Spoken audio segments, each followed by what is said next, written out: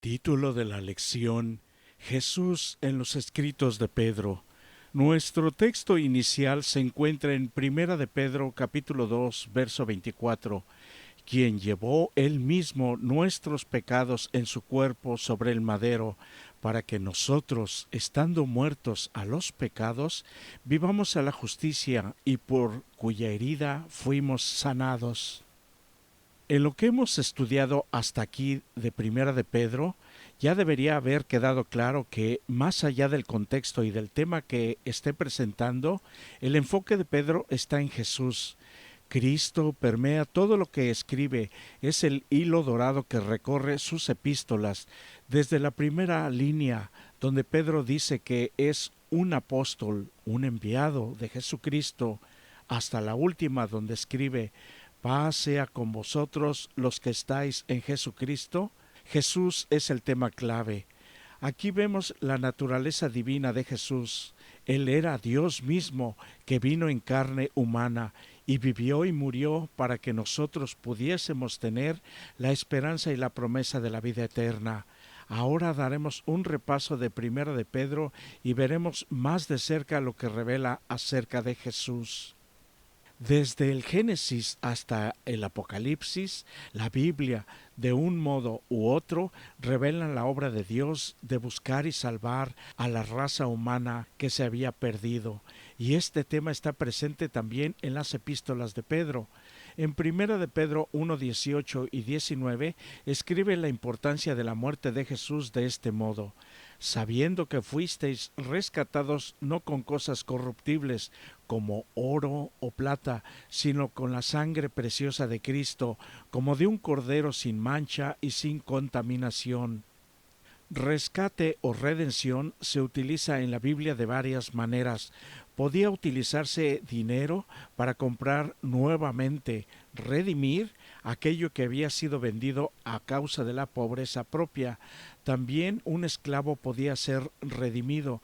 Pedro informa a los lectores que el costo para comprarnos nuevamente, para redimirnos de nuestra condición caída, la libertad nos fue dada nada menos que con la sangre preciosa de Cristo, como de un cordero sin mancha y sin contaminación. La imagen del Cordero evoca el símbolo de el infinito costo y sacrificio de Jesús. Pedro compara así la muerte de Cristo como el sacrificio sustituto en lugar de la muerte del pecador. El pecador traía una oveja sin mancha al santuario, luego posaba sus manos sobre el animal, el cordero era degollado y parte de su sangre se colocaba sobre el altar. La muerte del animal del sacrificio proveía expiación por aquel que ofrecía el sacrificio. Jesús murió en nuestro lugar, y su muerte nos redimió de nuestra antigua vida y de la perdición que de otro modo sería nuestra. Nuestra esperanza de salvación existe solamente gracias a un sustituto castigado en nuestro lugar, Jesucristo. Ahora dependemos y somos propiedad doble de Jesús, por creación y por rescatarnos pagando nuestro precio con su sangre. La palabra pasión proviene de un verbo griego que significa sufrir, y la pasión de Cristo generalmente se refiere a lo que sufrió Jesús en el periodo final de su vida, comenzando con la entrada triunfal en Jerusalén. En Primera de Pedro capítulo 2 versos 21 al 25 se explaya en el tema del sufrimiento de Cristo en esos últimos días, y podemos compararlo con los escritos del profeta Isaías en el capítulo 53. El pecado trae muerte. Como pecadores merecemos morir. Sin embargo, la vida perfecta de Jesús pagó en nuestro lugar. En ese intercambio tenemos el plan de la salvación. Jesús llevó nuestros pecados en su cuerpo sobre el madero, una referencia a la cruz, para que nosotros, estando muertos a los pecados, vivamos a la justicia. No fue nada fácil. Con fieras tentaciones, Satanás torturaba el corazón de Jesús. El Salvador no podía ver a través de los portales de la tumba. Le susurraba que no saldría del sepulcro como vencedor y que el pecado era tan ofensivo para Dios el Padre que su separación de él sería eterna y no aceptaría su sacrificio. Sintió la angustia que el pecador sentirá cuando la misericordia no interceda más por la raza culpable. El sentido del pecado que atraía la ira del Padre sobre él como sustituto del hombre fue lo que hizo tan amarga la copa que bebía el Hijo de Dios y quebrantó su corazón. ¿Cómo es nuestra respuesta a lo que Cristo soportó por nosotros? Primera de Pedro está dirigida a aquellos que están sufriendo por causa de su fe en Jesús. Entonces es muy apropiado que justamente al inicio de su carta Pedro oriente la atención de sus lectores a la esperanza viva, precisamente porque es una esperanza que descansa sobre la resurrección de Jesús. Gracias a esta resurrección, los cristianos pueden esperar una herencia en el cielo que no perecerá ni se desvanecerá. En otras palabras, no importa cuán difícil se ponga nuestra situación aquí y ahora, piensa en lo que nos espera cuando todo termine.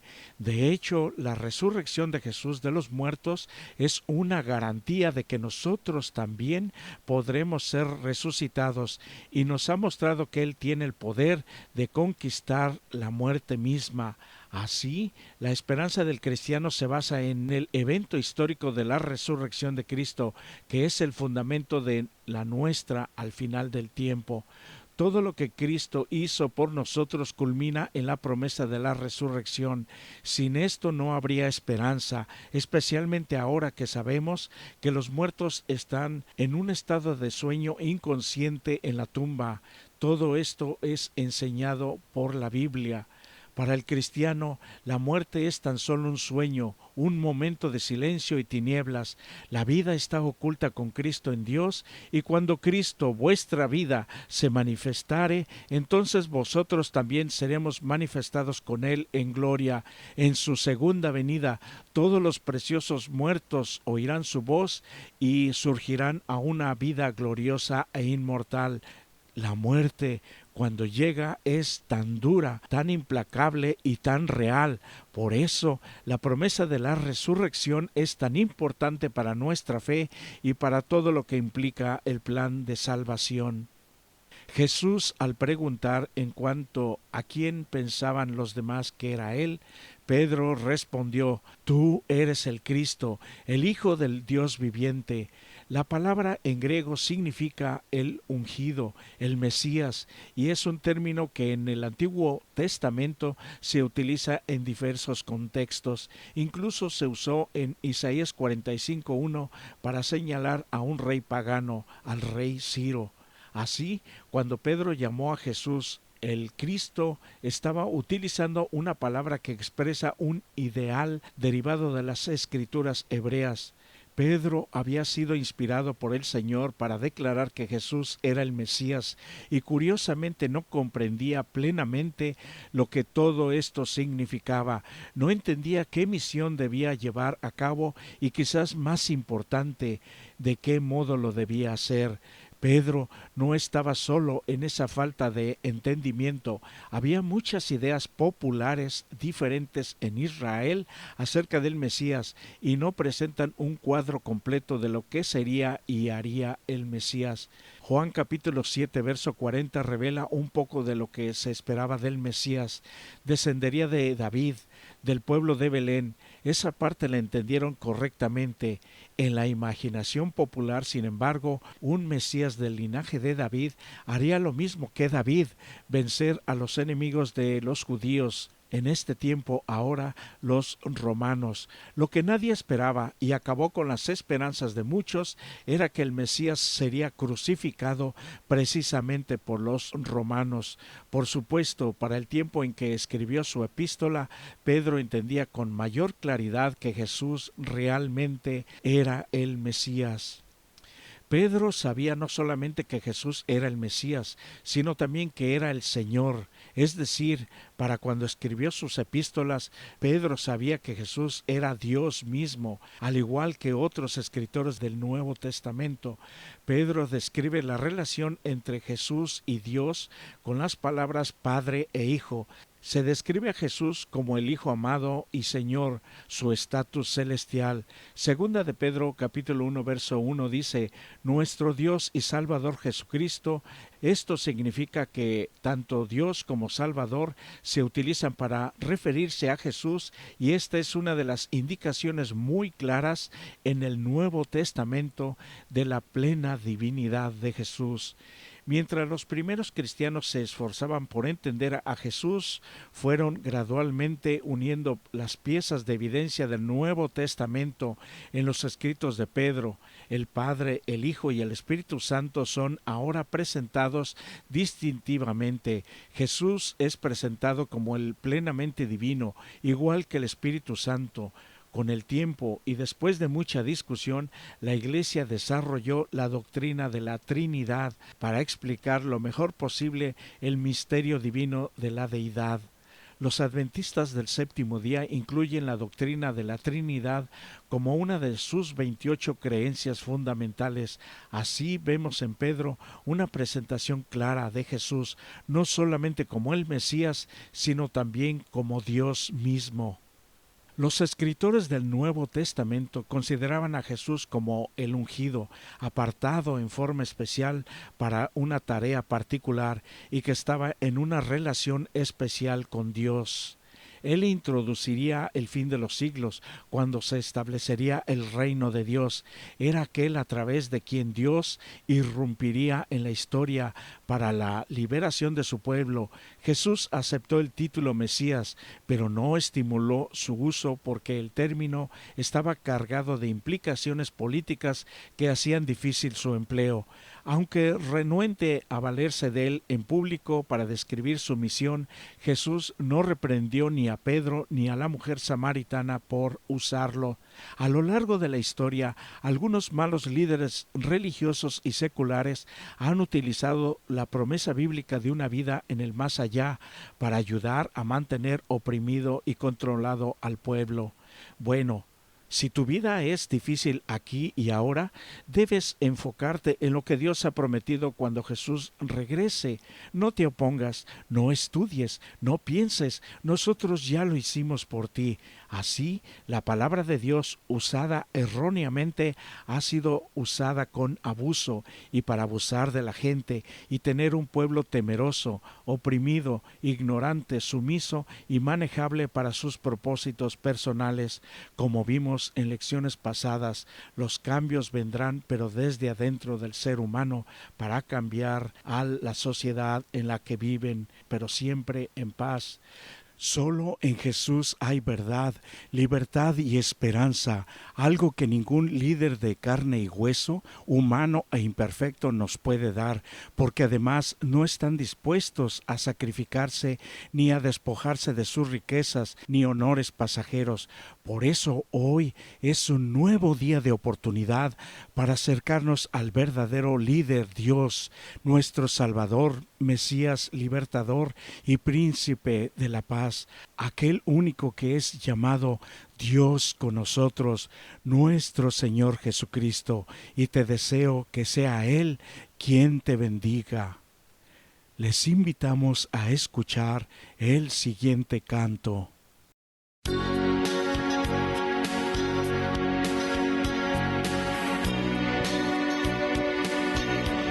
¿Qué harías si un día te encontraras frente a Jesús? ¿Qué le pedirías? Dicen que le gusta ayudar a todo aquel que le ha ido de corazón a buscar.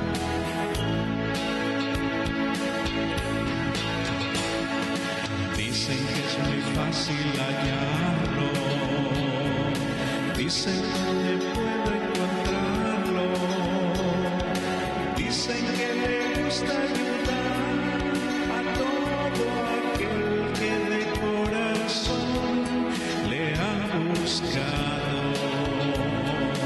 Quisiera quisiera poder mirarlo para pedirle ayuda para mi vida. Como me encuentro, estoy caído. Solo quisiera decirle, si lo encuentro, que perdone mi pasado, que en mi vida le he negado. Ayúdame a que viva siempre confiado, siempre a tu lado. Gracias por curarme la herida, gracias por mostrar la salida. Sin ti no sabría qué hacer, ni a dónde ir, así como estaba abandonado. Sé que ahora tengo el perdón, sé que ya disfruto tu amor y que también hay solución a todo aquel que de veras está necesitado. Solo quisiera decirle, si lo encuentro, que perdone mi pasado, que en mi vida le he negado. Ayúdame a que viva siempre confiado, siempre a tu lado. Solo quisiera decirte, si yo te encuentro, que perdones mi pasado, que en mi vida te he negado. Ayúdame a que viva siempre